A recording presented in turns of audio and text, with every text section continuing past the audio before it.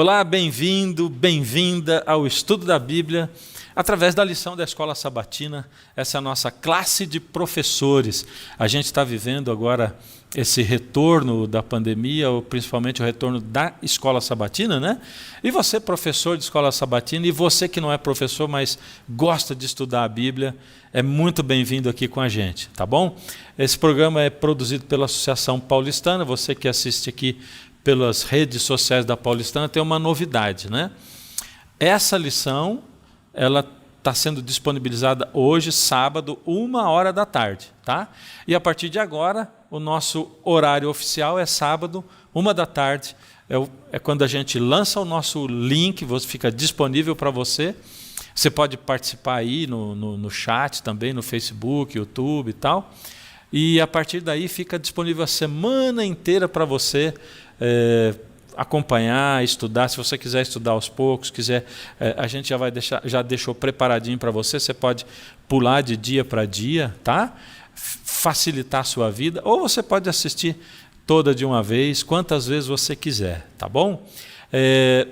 Muito bem, já começamos pedindo para você compartilhar o nosso link, tá? Com pessoas que gostam de estudar a Bíblia, com gente que você gosta, com outros professores da Escola Sabatina. No final, a gente tem algumas instruções do pastor César Reis, que vai dar para os professores da Escola Sabatina, tá bom?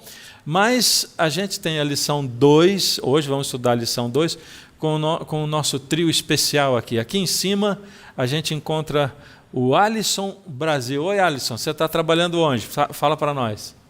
Olá, amigos. Olá, pastor. Eu estou atualmente como pastor assistente na igreja do Brooklyn, pastor. Ah, que legal, Igreja do Brooklyn. Já fui pastor lá, né? Um abraço para o pessoal da Igreja do Brooklyn, para o pastor Dax, que é o pastor lá. Obrigado, viu, Alisson, por participar aqui com a gente. O Tiago, pastor Tiago, fala para nós, o que você está fazendo hoje? E aí, pastor Alisson, pastor Fernando, Felipe, tudo bem? Hoje estou ali eu estou no distrito de Perdizes, né? Cuido de 4 comunidades ali na zona oeste de São Paulo. Que bacana, hein? Legal. E abaixo ali está o Tonasso, né? Tonasso, bem-vindo. O que você fala para nós do que você faz hoje? Bom dia, pastor. Bom dia, pastor Fernando, pastor Alisson, Tiago, você que nos assiste e nos acompanha na lição. Bom, pastor, hoje eu trabalho na Associação Paulistana, no departamento JA, né, no Ministério Jovem, e também na Missão Global. Tem um pacote aí que vem com isso, que é música, universitários, né, outras áreas também, mas essencialmente trabalho com jovens e com missão, que são 2 paixões que não se separam aí. Então eu queria agradecer mais uma vez o convite e dizer que vai ser uma alegria poder participar dessa lição aqui com os nossos 2 amigos e com o pastor Fernando também, né, pastor Fernando? Sempre muito bom estar contigo aí. Obrigadão, gente. De verdade, eu que agradeço, que a gente sabe que você tem que parar tudo para poder estudar a lição, preparar. Não é como estudar para o dia a dia, você tem que preparar especial para participar aqui com a gente. Mas agradeço muito, a gente vai fazer junto a lição 2 hoje e depois lá na frente vamos fazer a lição 8. Bom, antes da gente começar, vamos fazer uma oração. Eu vou pedir, por favor, para o Tonasso orar com a gente. Vamos orar então. Nosso Deus e nosso Pai, louvado seja o teu nome por mais uma oportunidade que o Senhor nos dá de estudar a tua palavra através da lição da Escola Sabatina. Que a gente consiga extrair daqui lições preciosas para o nosso coração, para a nossa caminhada, que isso inspire a tua igreja, os professores, os alunos que participam de cada classe da Escola Sabatina, que seja um tempo de edificação com a presença do Espírito Santo. E a gente pede a tua iluminação nesse momento e a tua direção, em nome de Jesus. Amém, Senhor. Amém. Bom, o título da nossa lição do trimestre, que nós estamos começando agora, e vai terminar lá em dezembro, né? É A Verdade Presente em Deuteronômio. E eu queria lembrar você o que é verdade presente. Deus tem uma verdade, uma grande verdade, que Ele vai revelando ao longo dos tempos pedacinhos dela, né? E nós vivemos hoje o último tempo e o último momento da verdade presente, a última porção da verdade presente que nos cabe entender e compartilhar com os outros, né? E a gente vai estudar Deuteronômio, porém à luz dessa verdade presente que nós temos para entender e para compartilhar hoje. Maravilha, vamos começar essa semana a lição da história de Moisés. E a gente começa. Tiago, pode fazer para a gente aí uma introdução, sábado e domingo, por favor, para a gente começar a dialogar a respeito desse assunto? Beleza, pastor. Vamos sim dar uma olhadinha. Acho que agora a gente entra um pouquinho mais propriamente no livro de Deuteronômio, né? Já foi um pouco enquadrado na semana passada o que é esse momento, né? Esse contexto de onde o povo vem, né? E agora está vivendo esse momento que está retratado no livro de Deuteronômio. Mas acho que uma coisa bem importante, acho que está muito real, acho que na lição, e quando a gente vai pensar agora um pouquinho sobre Moisés, mas acho que é bem importante a gente levar isso em consideração quando a gente estuda a Bíblia de uma forma geral. A Bíblia, ela é um livro que contém muitas histórias, a gente olha para os personagens todos, mas ela é um livro sobre Deus, né? O livro do Deuteronômio é um livro sobre Deus, é um livro sobre a ação de Deus na história, é um livro em que Moisés vai relembrar constantemente a ação de Deus na história do povo, né? Da saída do Egito até o momento que eles estão vivendo. Então, é a lembrança do que Deus faz. E é interessante que a Bíblia é esse relato daquilo que Deus faz, mas não é um relato descolado da vida. A história de Deus não é contada fora da história das pessoas. A história de Deus não é contada fora da história. Quem Deus não é descoberto, né? Deus não é descoberto ou revelado fora da história dos indivíduos, das pessoas e dos povos. Então, o livro de Deuteronômio, ele traz um pouquinho essa ideia. E ao contar a história, quando Moisés se propõe a contar para o povo a história e repetir a lei, e repetir a ação de Deus, ele está preparando o povo, em grande medida, para aquilo que o povo tem que viver, mas também para a ausência dele mesmo. Né, preparando o povo para a ausência dele, Moisés. Né? Ele estará ausente, mas o que o povo deveria lembrar não é do que Moisés fez, apesar de Moisés ser um personagem que vai continuar sendo constante e importante, mas é lembrar da ação, da atuação divina, lembrar da presença divina. Eu gosto muito da frase, inclusive, que a lição traz, e eu acho essa lição, esse pensamento, né, de Ellen White muito, muito importante, é um pensamento bem conhecido. Eu repito com alguma frequência, porque eu gosto muito dele, do livro Eventos Finais, página 72. Né? Nada temos a temer em relação ao futuro, a menos que nos esqueçamos da maneira pela qual o Senhor tem nos conduzido e dos seus ensinamentos, né? Dos seus ensinos no passado. E é um pouco disso. Né? Acho que Moisés, quando ele vai e se propõe a repetir, ele está vacinando o povo contra os temores do futuro, reafirmando a fé no passado. Tiago, só para contextualizar um pouquinho mais, né, lembrando aquilo que a gente viu na semana passada, historicamente, Deus dá ali em Êxodo, assim que o povo sai do Egito, ele faz o concerto, a aliança com o povo, dá a lei dele, aí o povo que deveria ir rapidamente para a terra prometida, eles levam 40 anos para chegar lá, e depois de 40 anos, antes de entrar na terra prometida, então Moisés vem, repete a lei, né? Dá ênfase à lei, relembra ao povo a história, né? O que aconteceu com eles, como Deus os acompanhou, tal, um pouquinho antes deles entrarem na terra prometida e um pouquinho antes de Moisés morrer também. Né? Beleza, Tiago, pode continuar.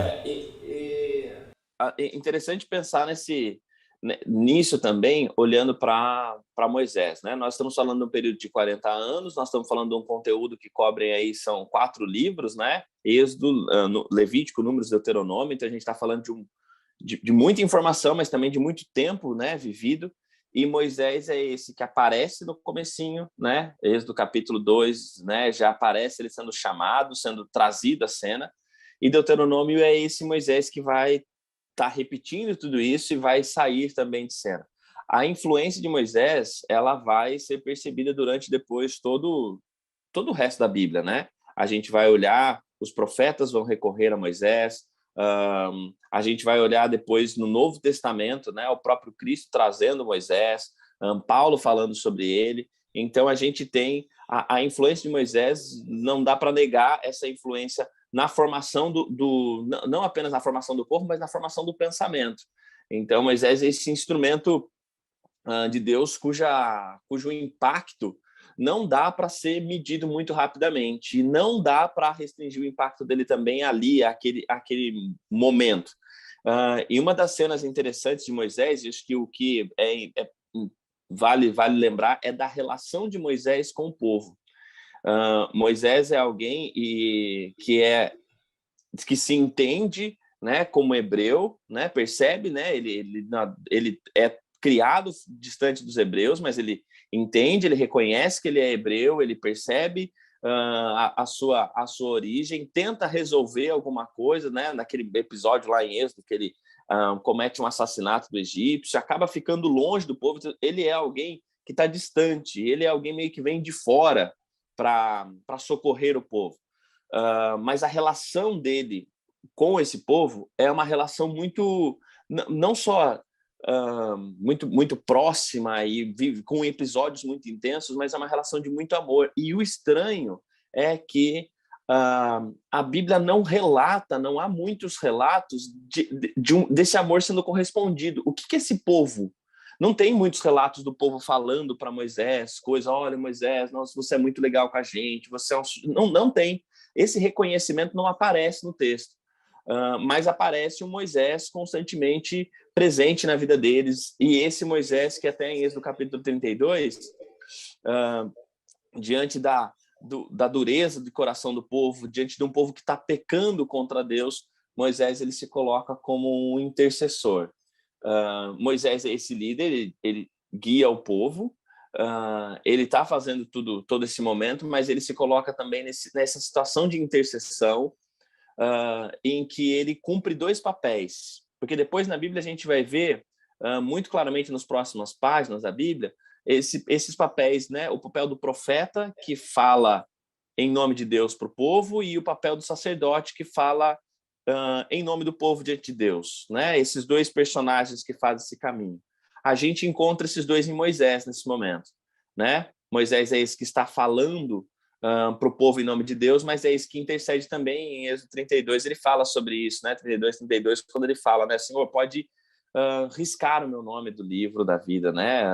Apaga o pecado, né? E a lição fala dessa ideia de que o que Moisés pede para que Deus faça com o pecado do povo é suportar o pecado, carregar o pecado, dando muito essa ideia de que o pecado não é algo que pode ser resolvido pelas questões humanas. E também, acho que só um insight aqui, que também a gente não reduzir, né? Acho que Moisés já traz uma ideia dessa redução que às vezes a gente pensa em fazer, porque a gente fala, né? O pecado é só a gente ir lá e pedir perdão.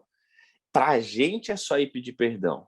Mas o que ele causa, né? Para Deus conceder esse perdão, existe algo muito maior do que simplesmente as palavras que acontecem, né? na oração. Então, Moisés, ele aparece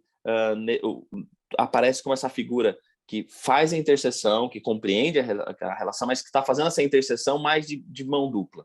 Ele leva ao povo, ele leva aquilo que Deus tem para dizer para o povo, mas ele traz também aquilo que o povo e as necessidades e o pecado e a necessidade que esse povo tem de intercessão também, ele leva diante de Deus. Moisés, ele está nesse pacote de um líder, né? A gente às vezes reduz Moisés a um líder de uma nação, de um movimento, mas Moisés é essa liderança espiritual que faz essa via de mão dupla, que é um pouco daquilo que a gente, como movimento, também é chamado a ser, né? É totalmente, né? Quer dizer, nós somos chamados a ser intercessores também, porque o trabalho de intercessão era do sacerdote, né?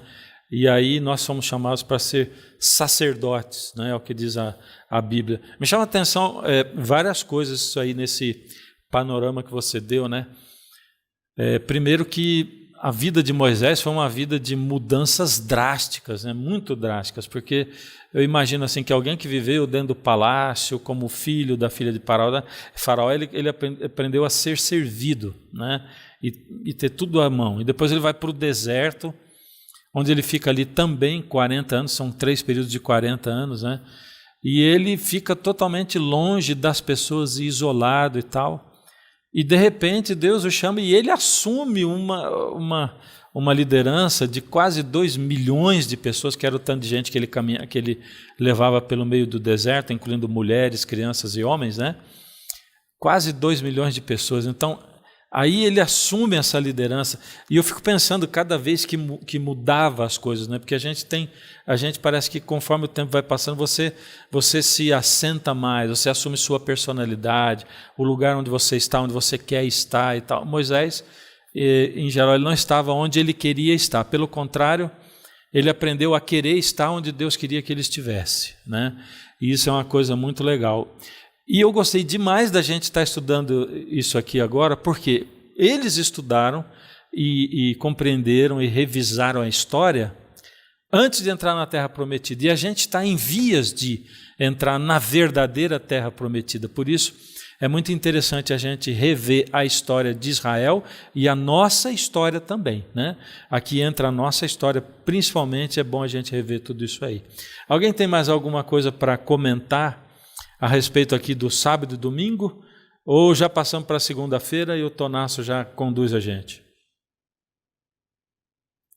Pastor, acho que um fio importante aí que nasce dessa introdução que o pastor Tiago fez é a tua fala final diz respeito ao diálogo que acontece com a nossa história e com a história do povo de Israel, né? A ideia de que, assim como também estamos em vias, né, de aportarmos aí a Terra Prometida, o povo também tinha que aprender essa história enquanto vivia, e a gente também aprende enquanto vive, vai descobrindo a vontade de Deus enquanto vive, só que a gente tem um privilégio muito grande, que é conseguir olhar a parte da história pelo retrovisor, né, da história.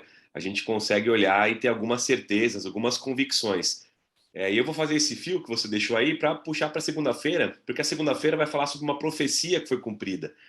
E ela vai tratar a respeito, basicamente, da precisão de Deus, né? Como Deus é preciso na sua atuação temporal, né? Então aqui eu vou destacar algumas questões para a gente pensar.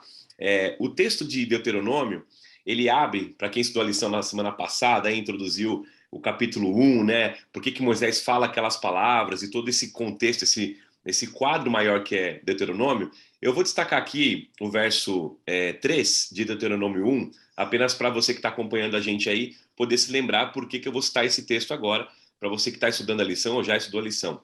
O texto de Deuteronômio 1, verso 3, ele vai dizer o seguinte: no entanto, 40 anos depois da saída do Egito, no primeiro dia do 11º mês, foi que Moisés então se dirigiu aos israelitas e lhes transmitiu tudo que o Senhor lhe havia ordenado.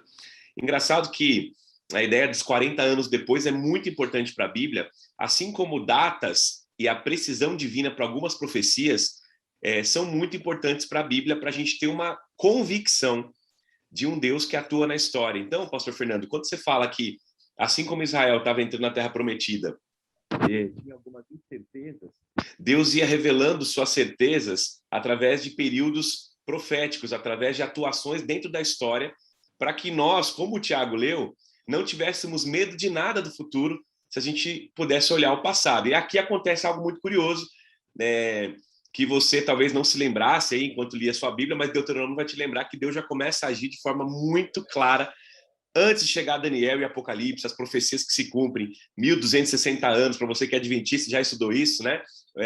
Um tempo, outro tempo, metade de um tempo, ou seja, quando a gente fala de 2.300 tardes e manhãs, Daniel, ali praticamente Daniel 2, 7, 8, para você que estuda a Bíblia, estuda a profecia, você sabe o quanto Deus é preciso na sua atuação histórica.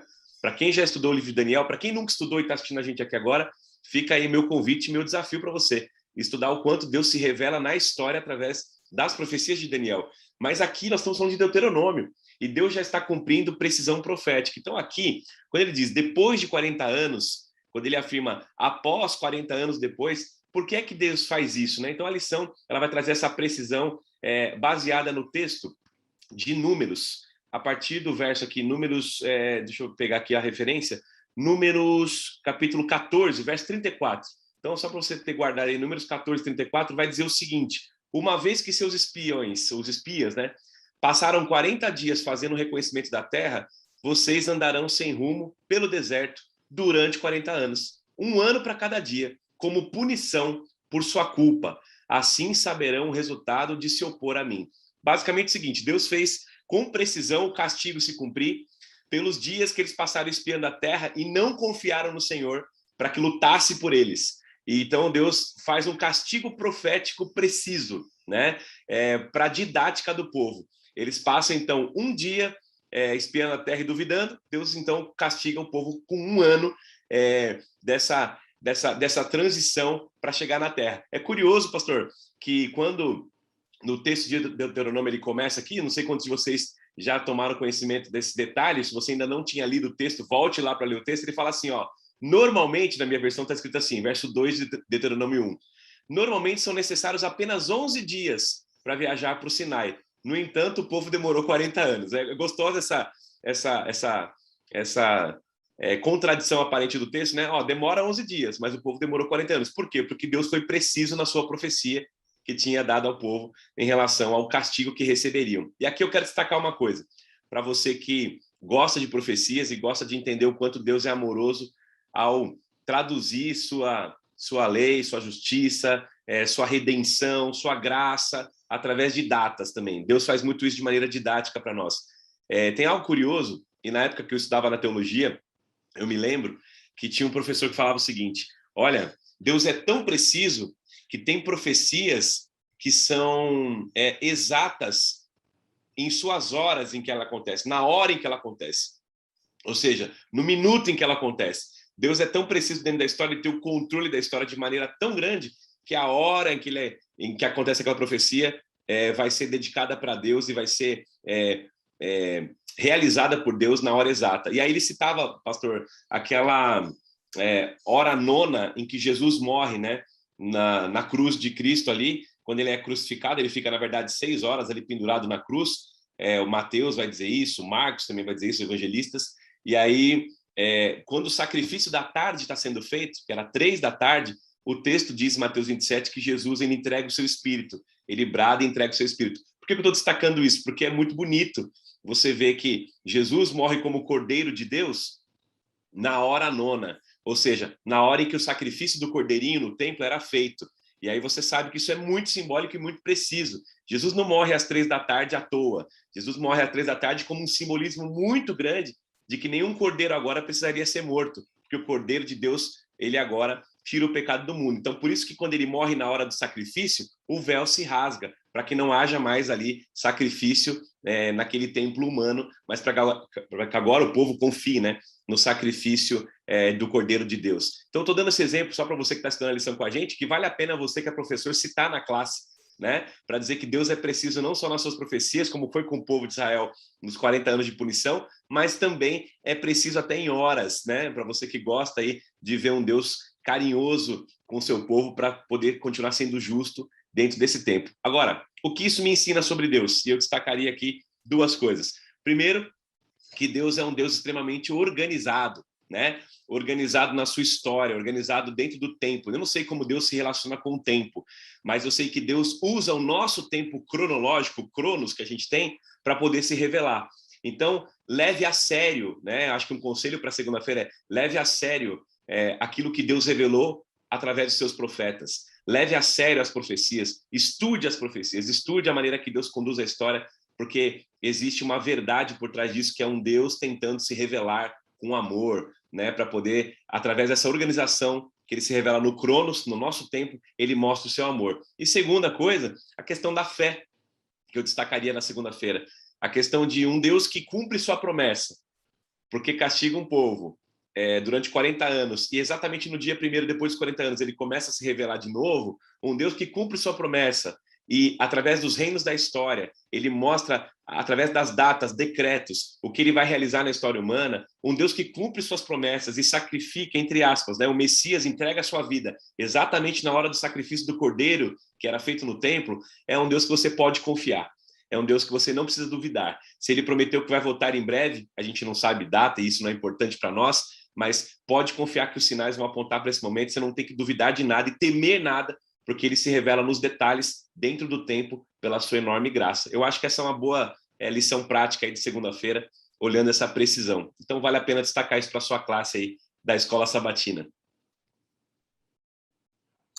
Algum comentário aí, pessoal? Nada? Tá todo mundo Eu- Bom, muito antes da gente convencido. seguir Pastor, tá para... todo mundo muito convencido. Pode falar, pode falar. Tá todo mundo muito convencido de que Tá. está correta a minha aplicação. É isso mesmo. Isso Fala, Pastor Alisson. Tonasso conduz Persuadidos. o pastor Tonasso conduz o pensamento de forma muito clara, muito elucidativa. Muito obrigado. Não sobra nenhuma dúvida da precisão do cumprimento da minha profecia. Só me vieram alguns insights, a explicação muito boa mesmo. Pastor, eu fiquei pensando, e eu sempre lembro disso quando eu vejo Deuteronômio, quando leio Deuteronômio, que me vem à mente memória, né? Sabe que tem uma matéria da psicologia que se chama neurociência, e lá a gente aprende que tem 2 tipos de memória. Memória, eles chamam de memória retrógrada e anterógrada. Inclusive, no Alzheimer, né, essa memória, a memória mais longa, né, anterógrada, ela é a que se vai por último, né? Aquelas memórias que a pessoa tem ali, que nomes de pessoas que conviveram mais perto, enfim. E, independente disso, de termos Alzheimer ou não, todos nós temos problemas de memória, né? Às vezes memória recente, às vezes uma memória com mais frequência, memórias passadas. E o livro de Deuteronômio, ele acaba sendo isso, né? Ele acaba sendo uma rememoração, né? Um livro de memórias, de lembranças, só que das lembranças mais importantes para o povo de Israel, né? E aí foi o que o pastor Tiago falou ao início. Ali nós temos pessoas ali no povo de Israel, neste momento, e daí é importante para o professor, quando ele vai passar, transmitir esse conteúdo, ter em mente que o leitor de Deuteronômio são jovens, são adultos que não estiveram, por exemplo, no Êxodo, né? Não viram as 10 pragas do Egito, não viram o povo passar pelo Mar Vermelho, eles não viram as rebeliões de Corá, Datã e Abirão, eles não viram também Arão e Miriam se revoltarem contra Moisés, depois número 14, 16, né? O povo, pasmem, né? O povo, ele tenta apedrejar Moisés, matar Moisés a pedrada, em números 14 a 16, né? Então, são rebeliões que esse povo, esses jovens, esses adultos, eles não participaram. Então, o livro de Deuteronômio agora vem para lembrar, olha, a despeito de tudo isso que aconteceu, o Senhor tem guiado vocês, né? A despeito de tudo isso que nós fizemos, de todas essas ofensas nossas a Deus, o Senhor foi fiel conosco. Nós estamos aqui no limiar da terra prometida, no limiar de Canaã, porque o Senhor foi fiel assim como ele falou. A despeito do que acontece, a despeito do que ele falou em Números 14, 34, né? No relatório dos espias, quando ele diz, olha, de acordo com o número de dias, vai ser o número de anos que vocês vão passar aí aguardando esse período aí, que seriam de 11 dias, será aí de 40 anos, né? Bem, era isso, pastor. Agora, se alguém não tem mais algum comentário, eu posso entrar já na minha parte. Deixa eu só queria falar um negócio. O Tonasso falou da importância de a gente estudar a profecia, né? E eu queria ressaltar isso e dizer o seguinte, né? Que a gente só não pode viver o tempo todo assim na frieza, e aí quando acontece alguma coisa como aconteceu o Covid, eu que vivi o 11 de setembro, né, que daí todo mundo, como é que é? E como é que se encaixa na profecia? O que vai acontecer agora? Depois de novo, né? Relaxa. Ou seja, a história e a profecia, eles devem levar a gente a um estudo, quando a gente estuda constantemente, a uma entrega constante também, né?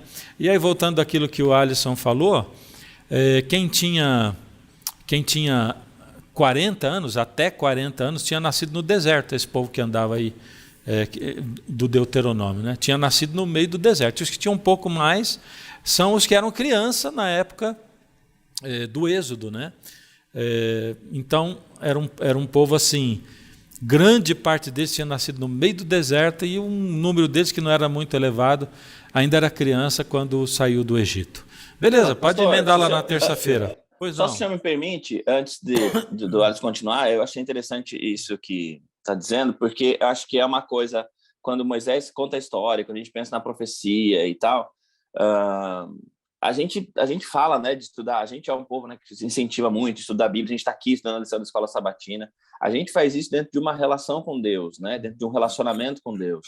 O que Moisés, o desafio constante é esse povo que se relaciona com Deus, porque senão esse estudo da profecia, até mesmo essa olhada para a história e tudo mais, acaba sendo um negócio meio na urgência, meio no desespero, que não é sobre um relacionamento. E toda aproximação de Deus que não é sobre um relacionamento, em algum momento ela pode se tornar revolta contra o próprio Deus, porque eu não o conheço. Eu só conheço flashes dele na história, eu conheço flashes dele em umas profecias que eu estou tentando estudar. Então, acho que um desafio constante ali do povo e que Moisés está tentando fazer como seria bom se o povo tivesse um relacionamento com Deus como Moisés tinha.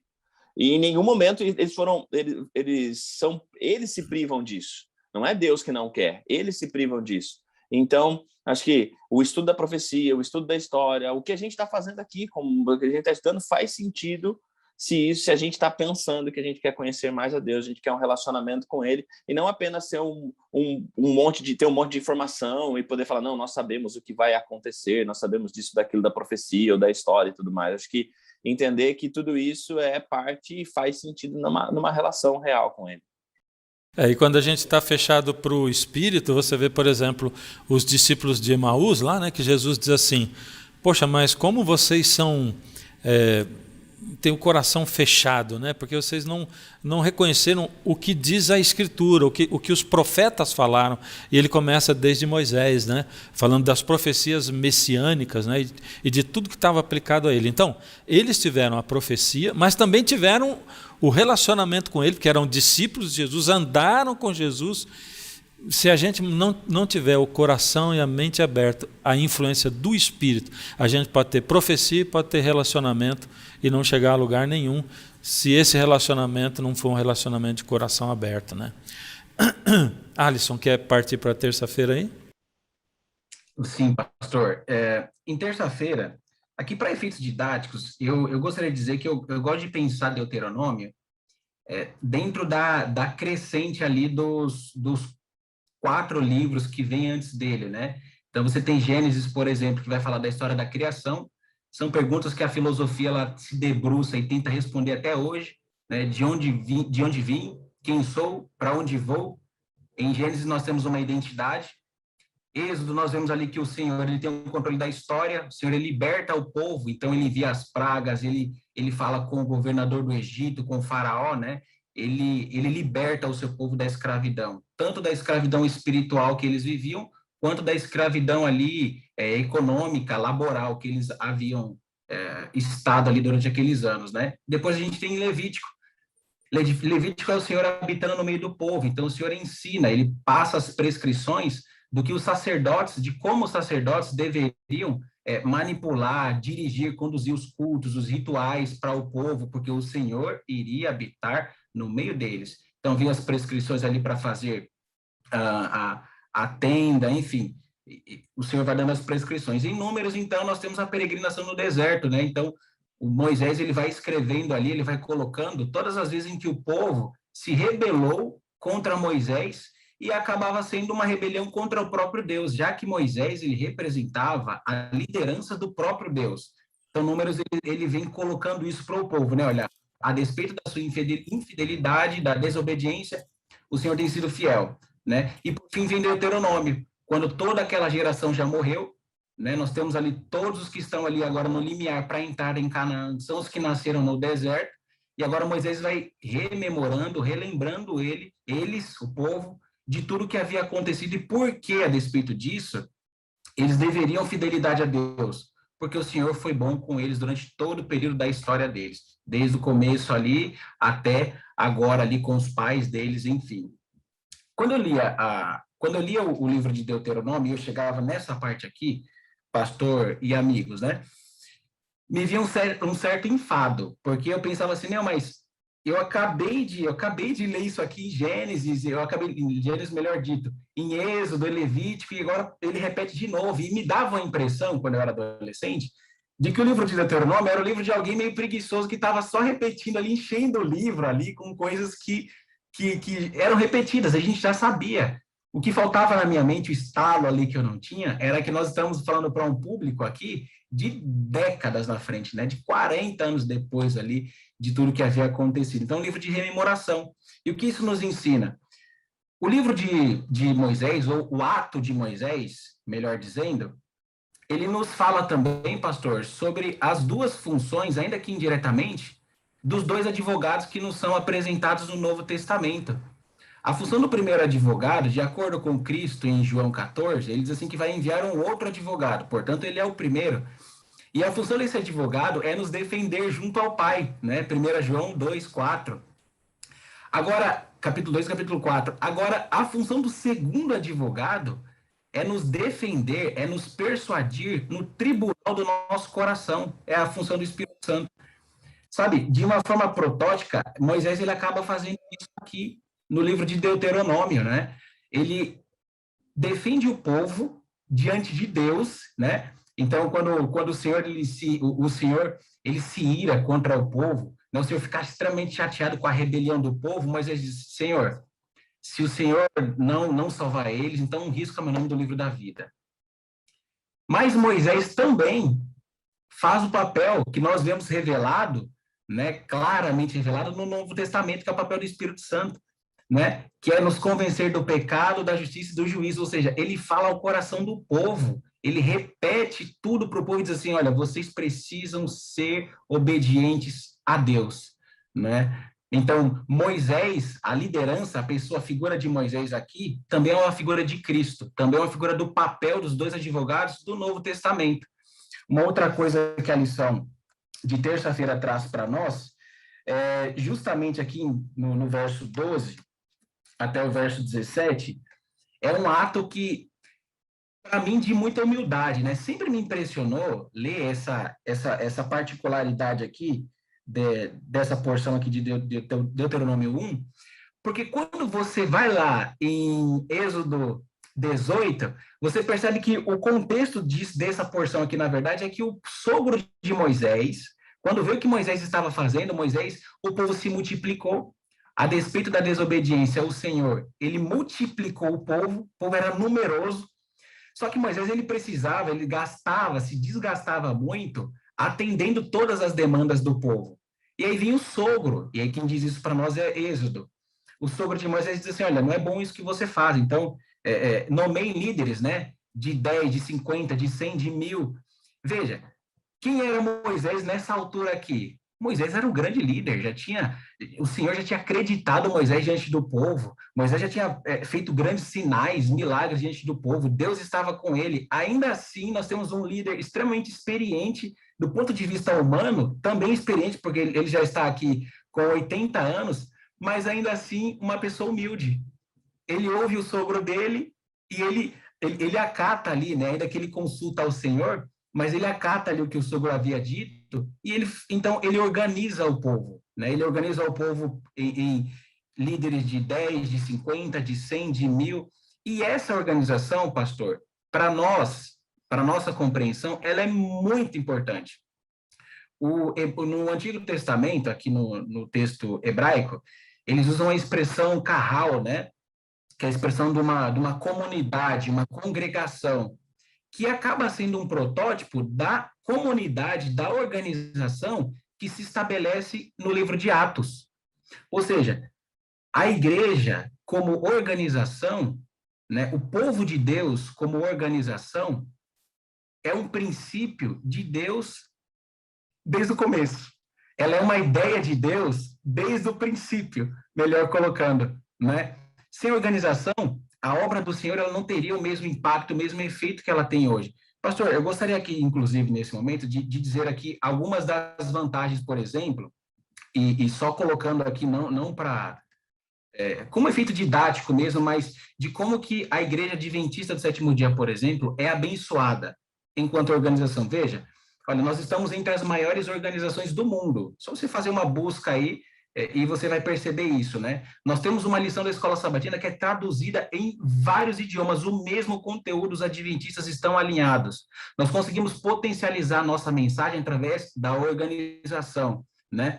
Nós temos um corpo estruturado que nos ajuda a estarmos unidos, inclusive, na comunhão de Cristo, né? Nós somos igrejas, por conta dessa organização, nós somos igrejas em colégios, em hospitais, nós somos igrejas em universidades, nós somos igrejas através de templos. Enfim, a organização, ela nos proporciona esse crescimento. E de acordo com o Apocalipse, essa organização, ela vai arregimentada até a volta de Jesus, né? Que é a visão que Paulo tem da igreja organizada ali dos 144 mil que estão como um exército marchando, a igreja militante, até que Cristo apareça.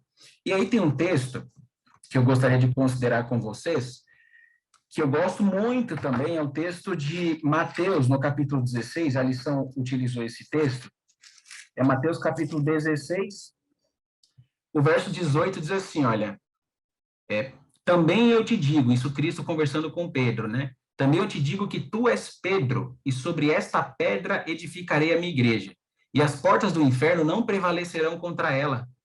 Olha que interessante, né? Porque quando a gente para pensar, quando a gente para desenhar o que Cristo está colocando aqui para Pedro, Cristo ele não está colocando para Pedro e...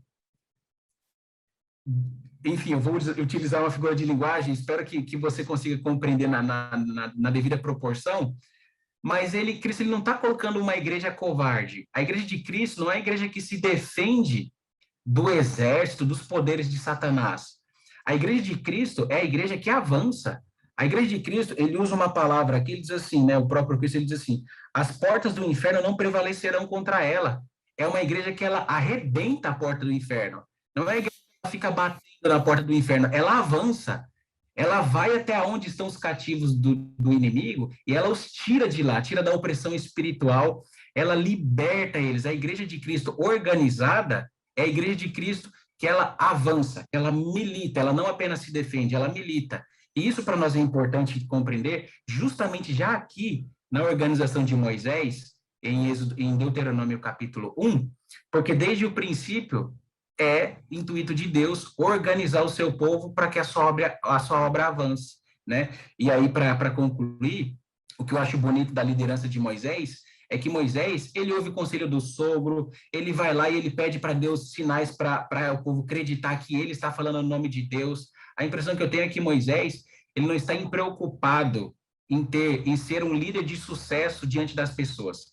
Ele está preocupado em não falhar diante de Deus. E quando essa é a mentalidade, a igreja cresce. Quando a gente pensa no coletivo, o que acontece, ironicamente, é que nós acabamos sendo mais beneficiados do que quando pensamos no singular. A igreja cresce. E foi isso que aconteceu aqui, então. Isso é o que nós temos em Deuteronômio capítulo 1, com a organização da igreja e a liderança de Moisés. Legal. Obrigado aí, Alisson. Muito boa a explanação sua, né? Gostei demais. A gente sempre tem que lembrar também, veja, eu acho que a gente sempre tem que pensar no todo, nos dois lados de tudo, né? A igreja, primeiro, Deus não teve um plano B no Novo Testamento. Deus veio e tal, quando chegou lá no Novo Testamento, plano B, vamos fazer uma igreja agora, né? Não, essa congregação estava organizada desde antes, né? E esse tempo atrás eu li uma frase muito interessante que dizia assim, a eternidade não vai ser a desgraça da privacidade, ela vai ser sim a comunhão da comunidade, né? É isso que vai ser. A eternidade não vai ser a desgraça da privacidade, mas a comunhão da comunidade, né? Deus coloca o seu povo em comunidade o tempo todo. Agora, nós não podemos esquecer também que Jesus diz assim, tenho outras ovelhas que não são desse rebanho, né? Ao mesmo tempo que a gente enxerga dentro da Bíblia um povo remanescente e que a gente enxerga essa verdade presente, nós temos que estar de olhos e ouvidos muito abertos, porque dentro do povo de Deus tem joio e tem trigo, tem quem é e quem não é, e do lado de fora tem quem é e quem não é, né? Por que eu digo isso? Porque a gente não pode simplesmente bater no peito e dizer assim, eu sou filho de Abraão, eu sou da igreja remanescente. Isso não salva ninguém, né? João Batista diz assim, até mesmo dessas pedras aqui, Deus pode suscitar filhos a Abraão, né?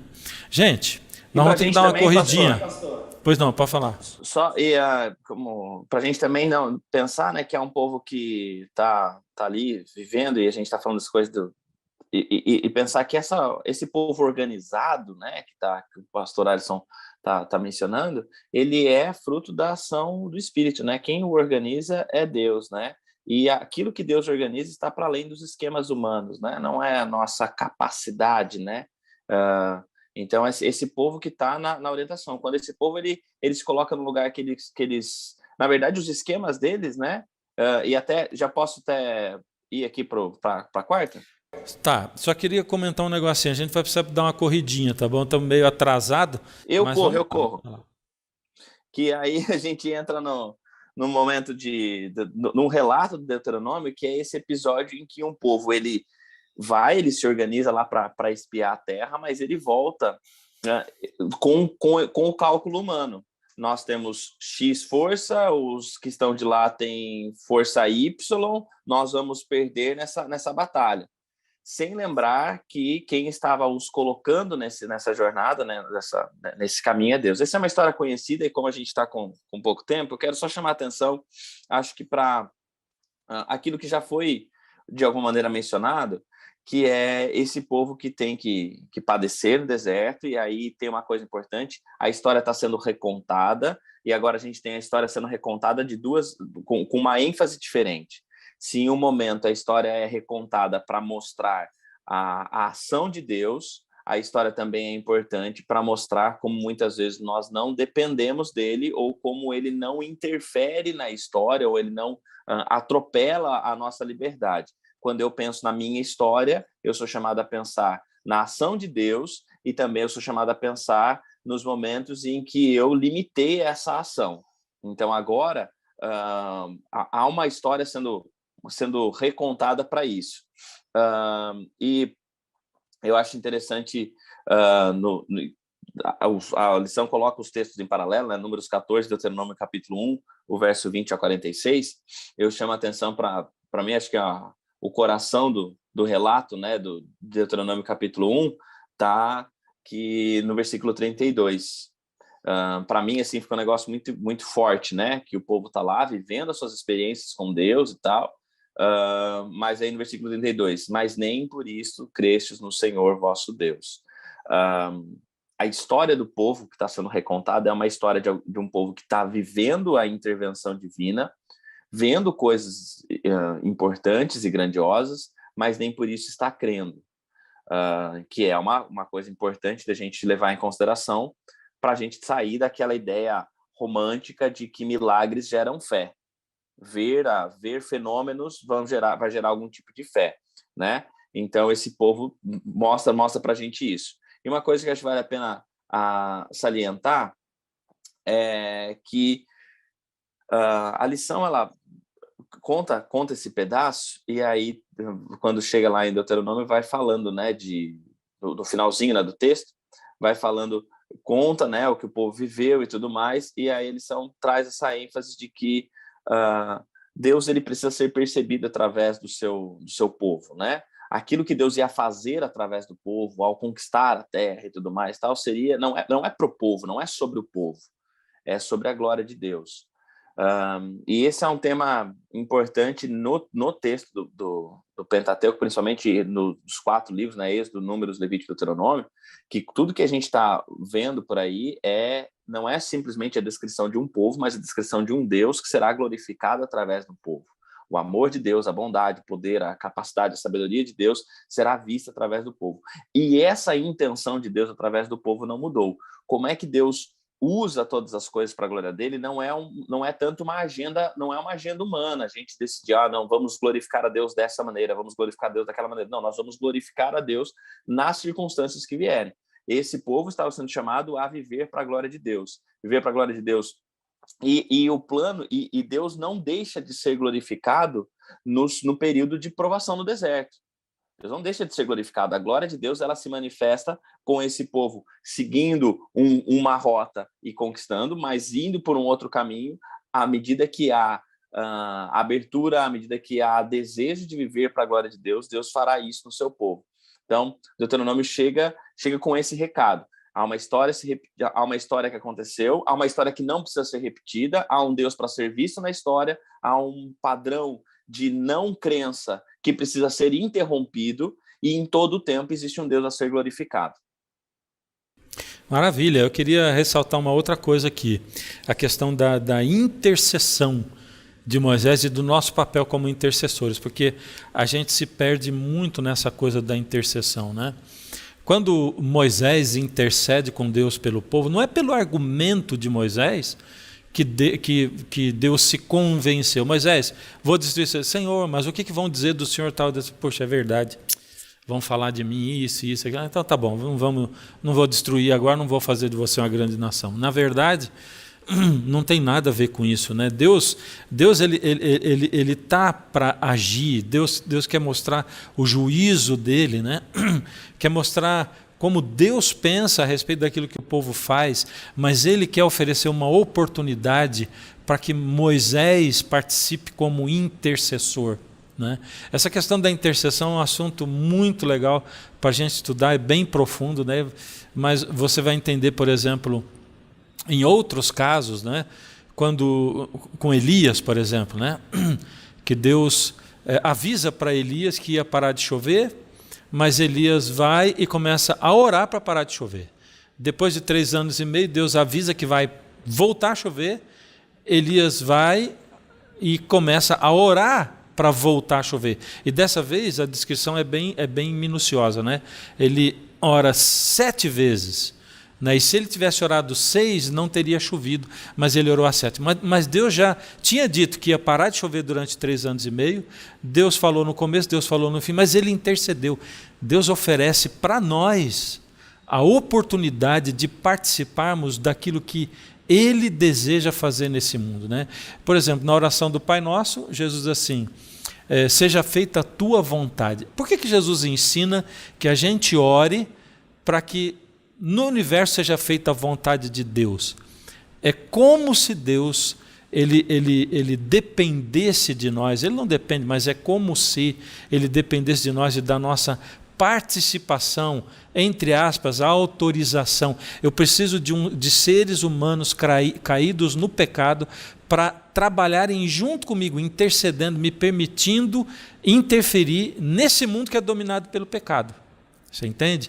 E aqui Moisés faz esse papel. Deus diz: Moisés, vou fazer isso, e Moisés diz: mas Senhor, e tal. E é como Deus dando impor. Fala, Moisés, fala, me diz, o que você acha? Senhor, isso, muito bem, Moisés, é assim que eu penso também, sabe? Os dois trabalhando junto. E isso aqui é mais bonito quando a gente entende, você e eu, que Deus está chamando você e eu para a gente interceder nesse mundo. Interceder pelo próximo, interceder, não somente orar pela nossa família, as nossas orações egoístas, mas interceder pela nossa comunidade, pelo nosso bairro, nossa cidade, pelo nosso país, pelo mundo, interceder pelas autoridades, interceder mesmo, né? Como Moisés intercedeu com Deus. Se nós intercedêssemos, né, os rumos do mundo seriam diferentes. Deus poderia agir com maior poder e influência nesse mundo ainda. Moisés foi um grande intercessor. Gente, algum comentário ou passamos para quinta-feira? Vamos lá, vocês que dizem. Eu falei corridinha, mas pode comentar, não tem problema. Então vamos lá. Não quero tomar o tempo do pastor Tonácio. Então vamos lá, pastor Tonácio. Pastor, eu estava abrindo aqui o áudio.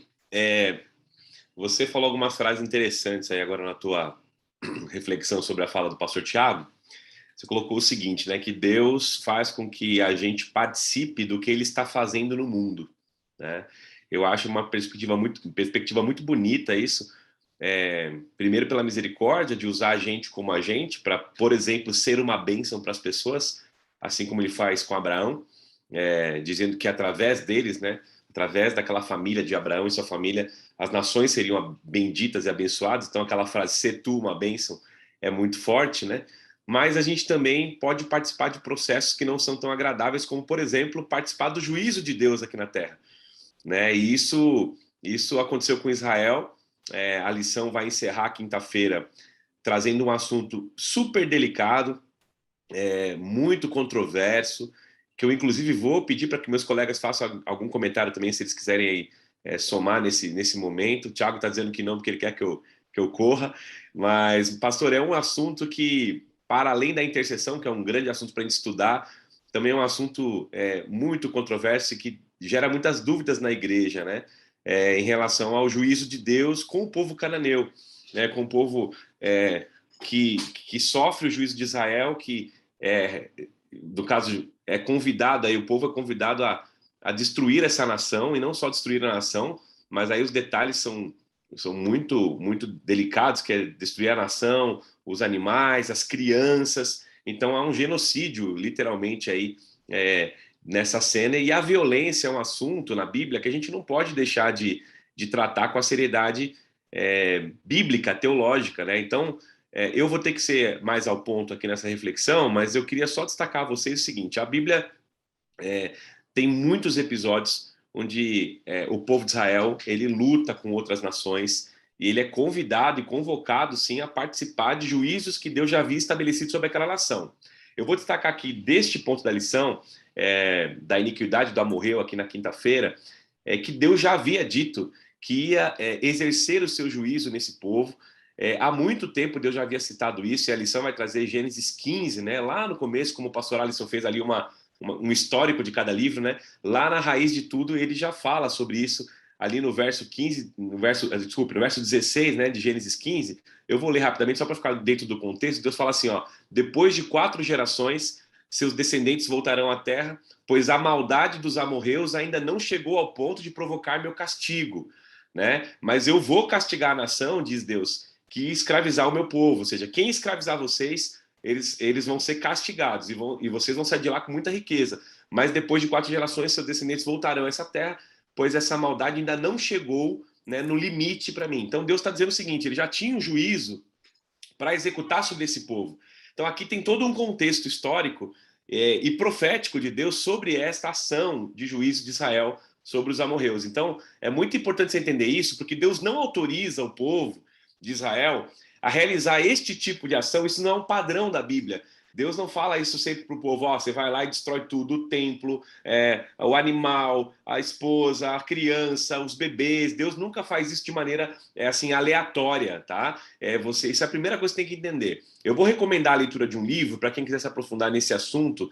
São 2 livros, na verdade, que são muito interessantes para trazer perspectivas diversas e teológicas sobre a violência na Bíblia que o povo de Israel exercia muitas vezes nas guerras, nas suas conquistas, né? O primeiro livro é Se Deus Mandou Matar, né? Deus mandou matar? É uma pergunta, né? Você vai encontrar esse livro aí nas lojas. Deus Mandou Matar? São 4 especialistas que vão falar sobre visões distintas sobre a violência na Bíblia e como Deus age nessa época, e como que Jesus, como que o Deus do Novo Testamento, vamos colocar assim, se manifesta também como o Deus do Antigo Testamento. E um outro livro um pouco mais denso, um pouco mais assim, profundo em relação à sua teologia, quase um tratado aí que é muito citado, é o livro que se chama Se Deus é um Monstro Moral, né? Eu não vou lembrar o texto como está em português, mas seria Deus um monstro moral, né? Depois eu procuro aqui até o finalzinho e mostro para vocês, que é um livro que vai tratar exatamente sobre isso. Você até acha palestras na internet, tá? Se você é um professor curioso com isso, aí, um aluno curioso com isso, você acha palestras do autor mesmo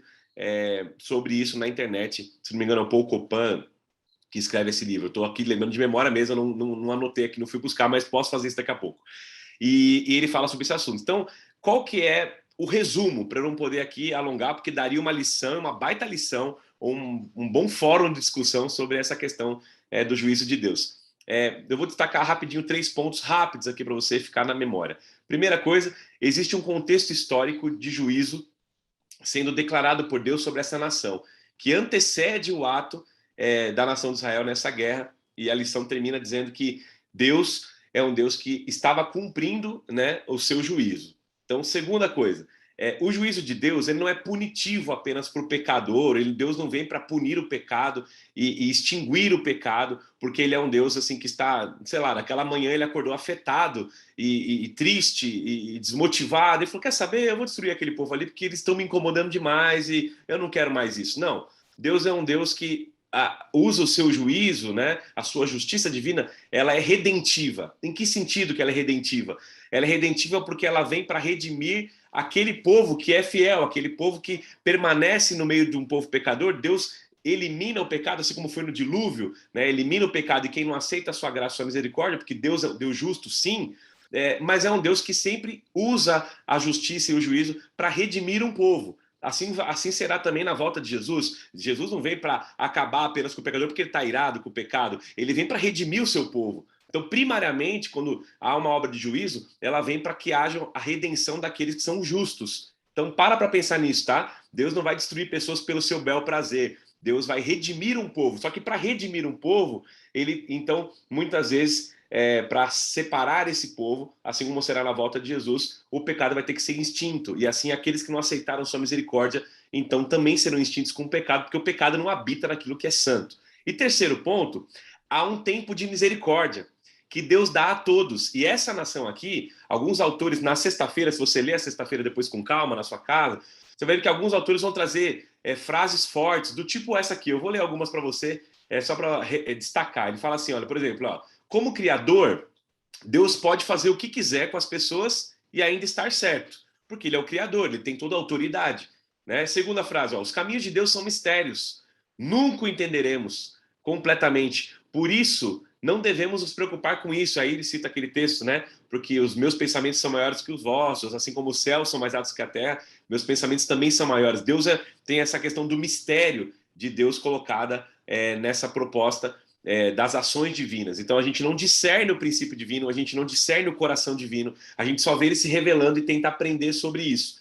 Então, olhando dessa forma, existe uma declaração aqui que diz que o povo cananeu, embora os cananeus fossem alvos do juízo, tiveram pelo menos 40 anos de advertência prévia. Né? Então, o que quer dizer com isso? É que esse povo também teve tempo para decidir. Esse povo também teve oportunidade para decidir. Então, quando Deus destrói uma nação ou realiza um juízo, não é porque ele está, naquele dia, mal-humorado com essa nação. É porque tem uma história, tem um Deus de graça operando e buscando salvar essa nação. E quando ela vai rejeitando, Deus, para redimir o seu povo, para conseguir continuar conduzindo o seu povo justo, ele vai sim ter que eliminar o pecado. Então aí, pastor, vem esse mistério. A gente não só participa da vontade de Deus na terra, como está sendo feita no céu, para aquilo que é bênção, mas o povo de Israel também participava daquilo que era a vontade de Deus na terra, também para realizar juízo, que eram símbolos muito práticos aqui,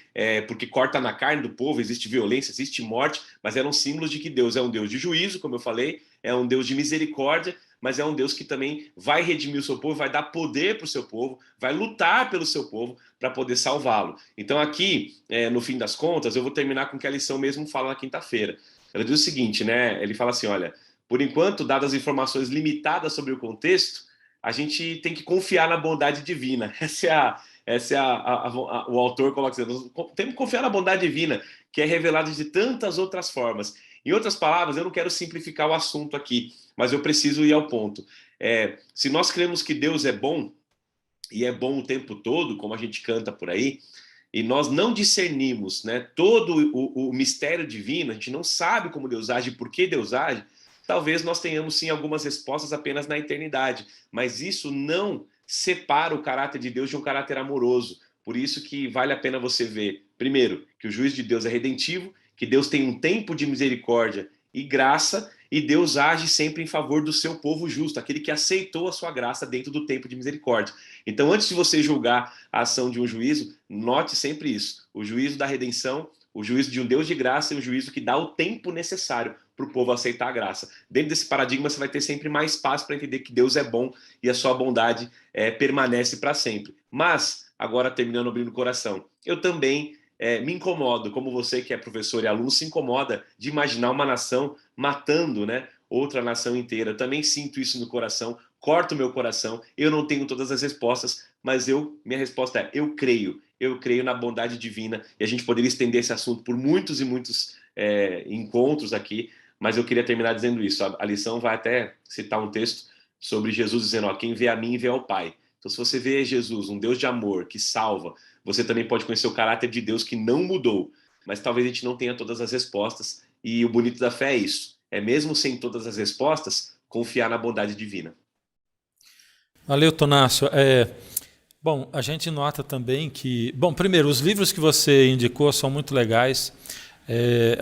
O do Paul Copan também, tem um outro que Deus realmente ordenou o genocídio. E assim, a gente precisa estudar essas coisas, sabe? Porque como o Tonácio disse, é um assunto bem extenso e tem livros sobre isso, né? Então tem muitos pontos. Deus não estabeleceu isso aí como padrão, né? Portanto, nenhum povo tem autoridade para, em nome de Deus, começar uma guerra e dizer eu tenho que exterminar tal povo, né? A não ser que Deus fale com o profeta, porque sempre foi para o profeta. E aí alguém pode dizer, mas eu sou o profeta. Legal, então vamos lutar nos parâmetros de Deus. Quais são os parâmetros de Deus? Os parâmetros seguintes, né? Você entra lá e quebra o cântaro, ele vai iluminar o exército inimigo e pronto, vocês vão guerrear. Ou, nessa guerra vocês não têm que lutar, vocês vão ficar parados e Deus vai lutar por vocês, vocês só vão cantar. Beleza, é um outro parâmetro bom para iniciar uma guerra. E o parâmetro aqui mesmo, né? Vocês vão tocar trombeta e os muros vão cair. Né? Esses parâmetros de Deus, mas isso também não provoca um modo de agir de Deus, porque não é o modo de agir de Deus, ele agiu assim nesse momento especial da história do mundo, e a gente precisa compreender essas coisas. Né? Deus... Pastor, eu acho que não só compreender, mas colocar-se no lugar de criatura, né? E reverenciar isso também, porque a gente tem essa questão, eu não compreendo, não aceito, então eu rejeito esse Deus. Eu acho que a gente é muito pequeno, a gente é muito insignificante como criatura para tentar querer compreender um propósito divino, compreender um coração divino, entender uma ação divina sem questionar, né? Na verdade, a gente teria que, sim, poder questionar, mas muitos de nós, a gente se rebela nesse sentido, a gente coloca um sentimento quase como se a gente fosse como Deus, né? Que se a gente fosse tão importante quanto Ele. Do tipo, eu não concordo com o que Deus fez. Então, eu acho que esse sentimento é interessante também. Você falou, não só compreender, mas também se submeter, eu diria. A gente também tem que aprender a se submeter como criaturas e como filhos de Deus, né? E confiar na sua bondade. Mas, enfim, é só para trazer essa ideia da submissão. Sim, porque existem muitos e muitos argumentos, mas tem coisas que a gente só vai entender na eternidade, né? Alguém gostaria mais de comentar a respeito disso aqui? Um detalhe... Tiago, você tinha dito que não. Eu caí na minha... Eu fui me trair. Mas eu acho que é importante, quando a gente lê esses textos, a gente percebe Deus exercendo juízo através do seu povo, e a gente começa a falar, né, da igreja, da gente como povo de Deus e tudo mais, mas a gente entender que não há, em nenhum momento, uma liberação para a gente ser agente de juízo quando a gente quer. Que a gente tem algum tipo de... não, mas Deus ele exercer juízo através do povo no Antigo Testamento e tudo mais e tal, então a gente agora como igreja, a gente também é esse instrumento. Quando a gente olha a igreja do Novo Testamento, ela anuncia juízo, mas ela não é instrumento para o exercício desse juízo. Então, para a gente também não sair, né, aplicando, né, alguns mais sanguíneos, mais coléricos, assim, e sair aplicando o texto do Antigo Testamento, a prática e a vida da igreja hoje. Então, só esse adendo. Pastor, na explicação do pastor Tonácio, teve uma parte legal que ele falou que é como se o juízo de Deus fosse uma proteção, né? E é importante entender também, e a gente ter esse pano de fundo, de que no Antigo Testamento o pensamento ele é sempre coletivo, né? Então, por exemplo, se a gente pensar um pouquinho em quem eram esses povos, o que eles faziam, ainda que de maneira ofusca, nós chegaremos à mesma conclusão de que foi um juízo de Deus, ou poderíamos chegar a essa conclusão de que o juízo de Deus foi dado de maneira assertiva ali. Por quê? No Antigo Testamento, eles tinham algumas práticas como, por exemplo, as pessoas, os povos, eles iam para debaixo de árvores frondosas e ali eles faziam orgias sexuais, homens com homens, mulheres com mulheres, homens com mulheres, e eles entendiam, por exemplo, isso já no tempo do líder Josias, eles entendiam que aquilo, eles com aquela prática daquelas orgias, eles estariam então satisfazendo os deuses, e a chuva então seria o sêmen dos deuses caindo ali para que eles tivessem uma boa colheita. Era um povo também que eles pegavam o filho primogênito e eles matavam o primogênito e enterravam esse primogênito ali no umbral da porta, porque a divindade assim o pedia, né? Os deuses que eles adoravam assim o pediam, e aquilo traria prosperidade à sua casa. Era um povo que também eles tinham costumes e práticas sexuais com menores, né? Em casos de abuso, por exemplo, como nós vemos na história de Ló. Eram pessoas que eles tinham práticas, aí a gente vai para, por exemplo, ali o período de Jó, Jó não é Jope, né? É outra história, de Nínive, onde eles matavam as pessoas empaladas, né? Isto é, eles colocavam uma estaca no ânus da pessoa para sair aqui pela boca e deixavam a pessoa lá. Nós estamos falando de práticas que hoje, do ponto de vista jurídico, qualquer um de nós, assim como nos nossos dias existe estupro, e muitas pessoas, o ímpeto primeiro nosso tem que matar, e não vai parar.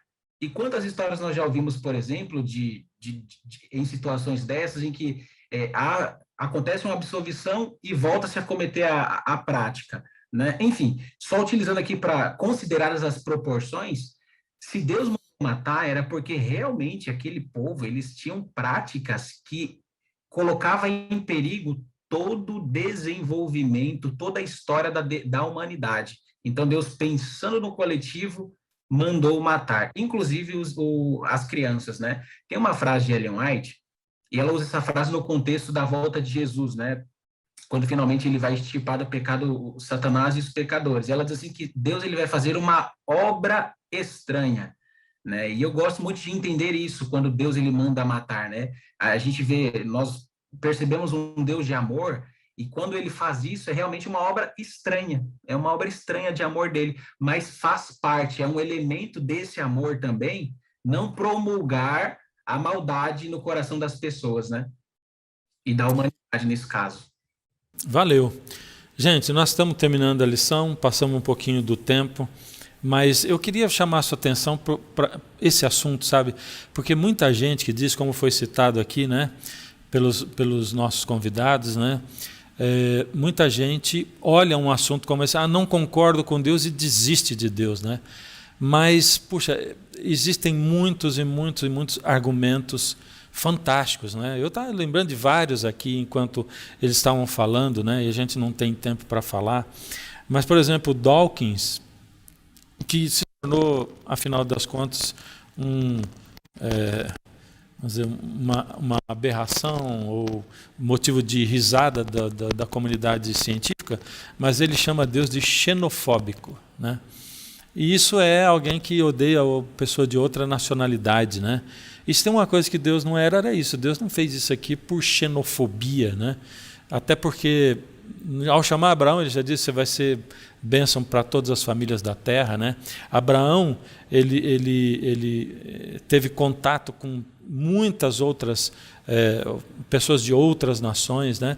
Deus ordena ao povo dele a receber os estrangeiros, e as leis do povo de Israel cabiam igualmente para os estrangeiros, né?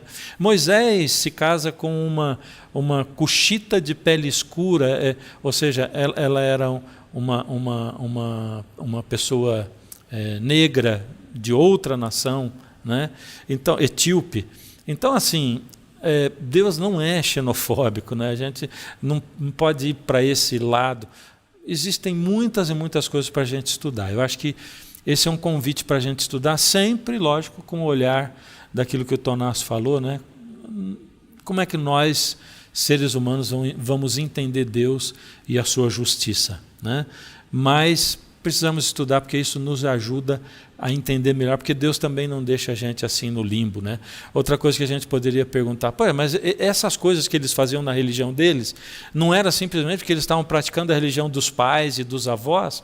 Sim, mas existe um código de ética que o Espírito Santo coloca em todo mundo, em todo mundo.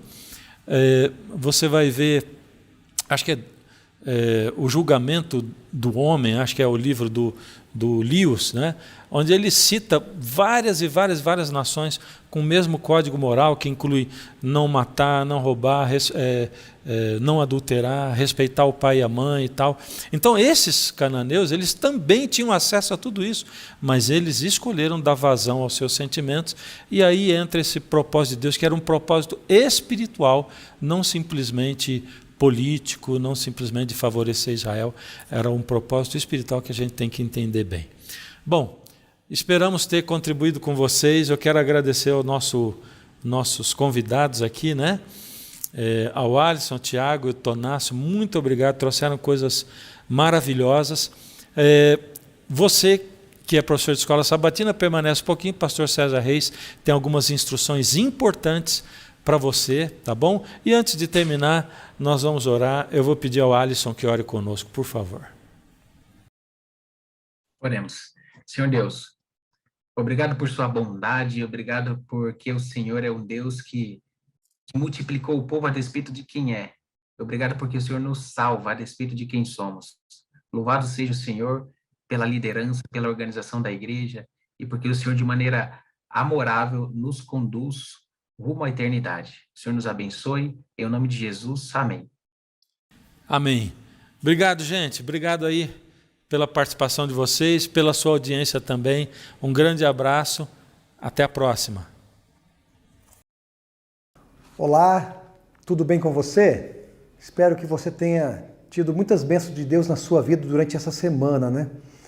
Hoje é sábado, nós estamos começando agora uma nova maneira de apresentar para você a lição da Escola Sabatina durante a semana. Você vai ver hoje, talvez você está aí me escutando no domingo, na segunda, na terça, na quarta, não sei qual é o dia que você está assistindo, mas quero te dizer que a lição da Escola Sabatina dessa semana está incrível, né? As lições da vida de Moisés, estou com ela aqui nas minhas mãos, a lição da história de Moisés, e Moisés quis apresentar um Deus que agiu no passado, mas também que agir no presente na sua vida e na minha vida.